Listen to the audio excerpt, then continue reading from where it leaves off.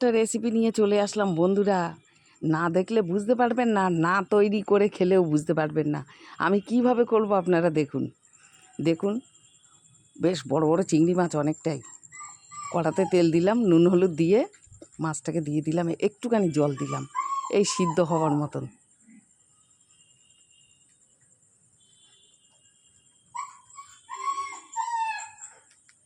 এই সিদ্ধটা আমার হয়ে গেছে। এবার আমি পাশে ওই কড়াটা রেখে দিয়ে একটা আবার কড়া বসিয়েছি। আলু খানিকটা বেশ কুচু কুচু করে নিয়েছি, নিয়ে তেলের উপরে দিলাম, দিয়ে একটু নাড়াচাড়া দিচ্ছি।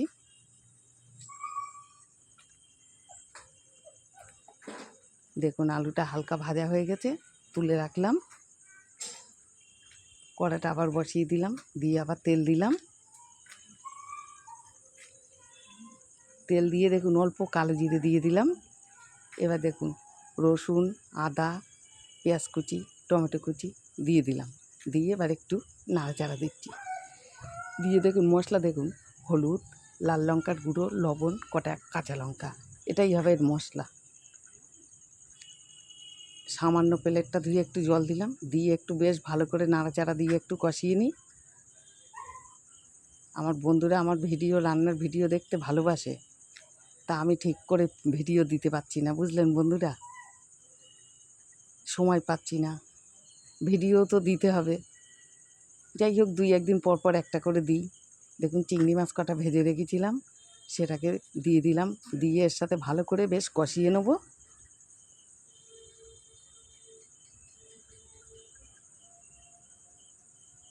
দেখুন এবার হাফ আলু ভাজাটা সেটাও আমি দিয়ে দিলাম, দিয়ে ভালো করে একসাথে বেশ কষিয়ে নেব। আলুটাও অল্প ভাজা আর চিংড়ি মাছও তো হাফ ভাজা। দেখুন মশলাটা কত সুন্দর কষানো হচ্ছে, ভীষণ ভালো লাগছে দেখে। এটা দিয়েই বেশ দারুণ ভাত খাওয়া যাবে, জানেন তো, ভীষণ ভালো লাগে খেতে। আপনারাও বাড়িতে একটু তৈরি করে খেয়ে দেখবেন,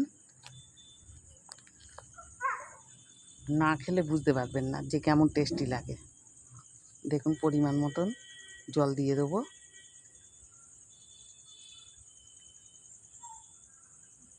আমি একটু খুন্তি দিয়ে বেশ ভালো করে, হ্যাঁ আলুগুলো সরু সরু তো তাড়াতাড়ি বেশ হয়ে যাবে। একটু ঢেকে দিলাম, গ্যাসের জোরটা কমিয়ে দিয়েছি।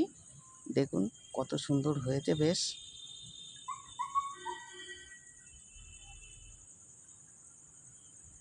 এখন আলুটা একটু একটু শক্ত আছে।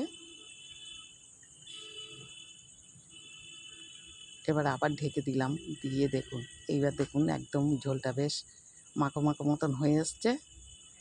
এবার আমি একটু খুন্তি দিয়ে ভালো করে বেশ ঘেঁটে দেবো, নাড়াচাড়া দিয়ে দিলে তাড়াতাড়ি বেশ সুন্দর হবে, মাখা মাখা মতন হবে, খেতে দারুণ টেস্টি।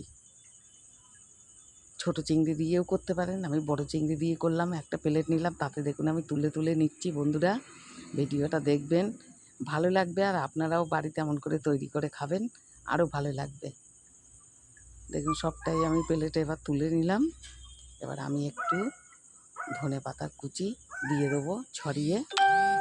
এই হলো আমার ভিডিওটা, সবাই দেখবেন, ভালো থাকবেন, পরে আবার দেখা হবে, কথা হবে, ছাড়লাম, টাটা।